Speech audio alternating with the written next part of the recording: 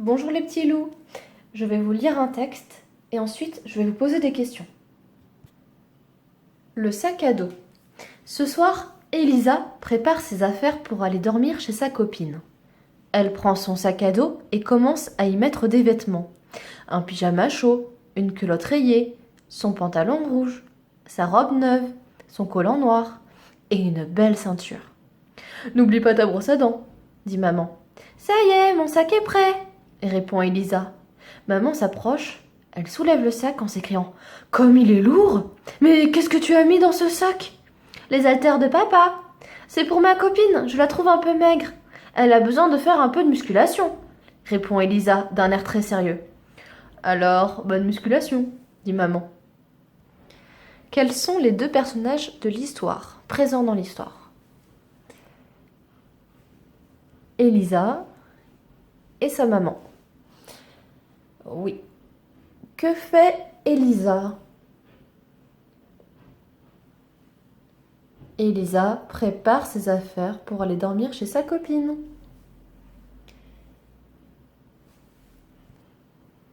Pourquoi son sac est-il si lourd?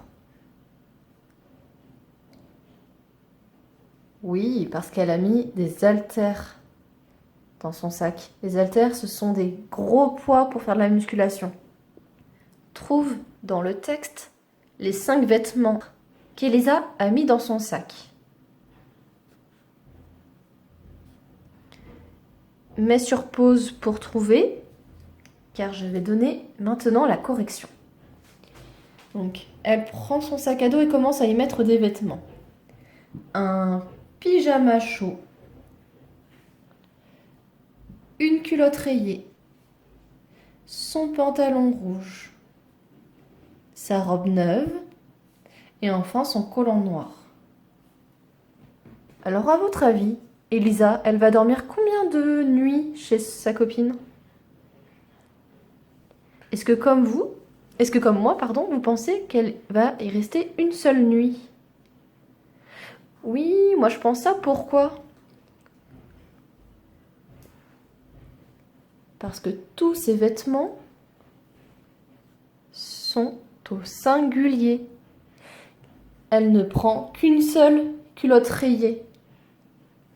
J'espère que vous changez de culotte tous les jours. Donc, a priori, elle va y rester qu'une seule nuit. Imaginons maintenant qu'Elisa ne parte pas une seule nuit, mais plusieurs nuits chez sa copine. Alors, imaginons également qu'elle emporte tous ses vêtements et accessoires en plus grand nombre.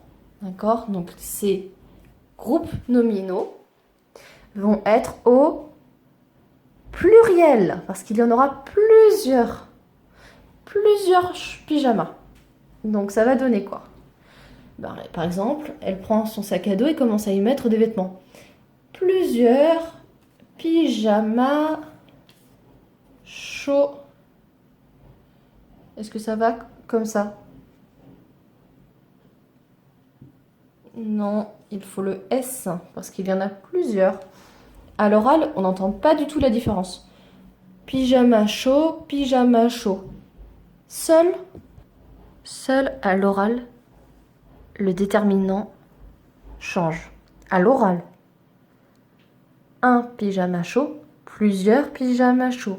Ou alors, des pyjamas chauds, 3 pyjamas chauds, 5, voilà. N'importe quel déterminant au pluriel. On continue avec une culotte rayée. Pourquoi il y a un E à rayer?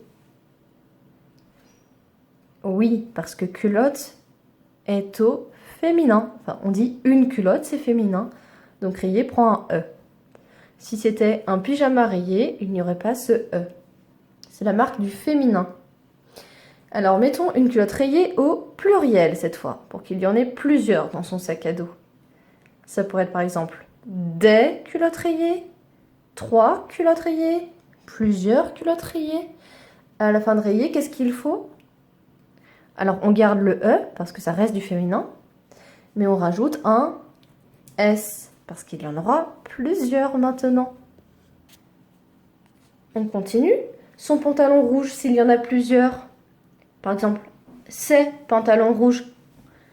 Alors, c'est, ça va s'écrire SES.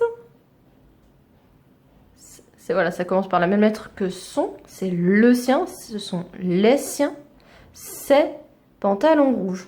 On rajoute bien sûr un S à pantalon et un S à rouge. D'accord?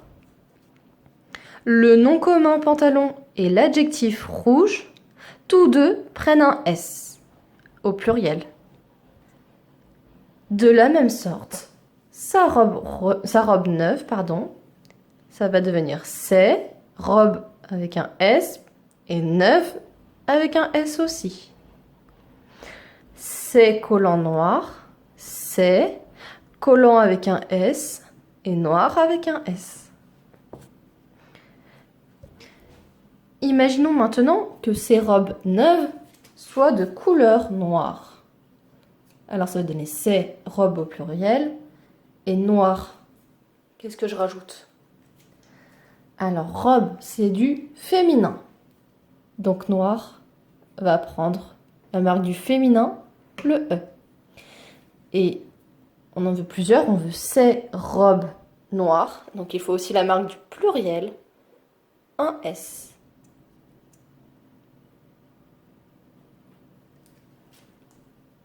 L'adjectif s'accorde en genre et en nombre. En genre, c'est soit féminin, soit masculin. Et en nombre, c'est soit un seul singulier ou plusieurs pluriels. Allez, à toi maintenant. Qu'est-ce que ça va donner au pluriel? Sa robe neuve. Je t'écoute. Ça va devenir c'est. C'est tout? Non, bien sûr que non, il faut rajouter le S à robe et également un S à neuve. Je suis sûre que tu avais trouvé. Nous avons maintenant du pluriel et du féminin, une robe. Alors, remplaçons robe par pantalon. Alors, qu'est-ce qu'on remarque? Oui, pantalon, à la fin, il y a un S. Donc, c'est du pluriel. Il y en a plusieurs. Donc, ça va être ces pantalons. Et l'adjectif neuve, est-ce qu'il va rester tel quel? Ces pantalons neufs, ça fait bizarre? Oui, pourquoi ça fait bizarre? Parce que neuve, c'est pour du féminin, comme avec robe. Robe, c'est féminin. Pantalon, c'est masculin. On dit un pantalon. Et donc, neuve va se transformer en neuf. Une voiture neuve, un vélo neuf. Mais il manque encore quelque chose. As-tu trouvé? On a dit qu'il y en avait plusieurs. C'est du pluriel. Il faut donc également un S à l'adjectif.